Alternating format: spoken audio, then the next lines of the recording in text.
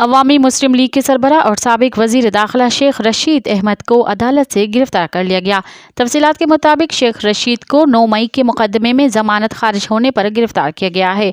शेख रशीद की जमानत new town मुकदमे में खारिज हुई। थाना न्यू टाउन में उनके खिलाफ जलाओ घिराव का मुकदमा दर्ज है। ख्याल रहे कि इससे कबल रावलपिंडी की इंसदाद दहशतगर्द अदालत ने थाना सिटी में दर्ज 9 मई के केस में शेख रशीद और दीगर की जमानत मंजूर कर ली थी। शेख रशीद की 14 में से 13 मुकदमात में जमानत मंजूर हो चुकी है। पेशी के मौके पर मीडिया से गुफ्तगू करते हुए उनका कहना था कि 19 मुकदमात में आज फैसला है। जो भी फैसला हुआ उसे कबूल करेंगे।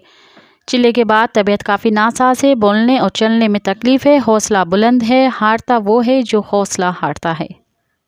मज़ीद ख़बरनि ऐं तफ़सीलात लाइ विज़िट कयो असांजी वेबसाइट www.awamiNewsHD.com ऐं ॾिसंदा रहो अवामी न्यूज़ HD।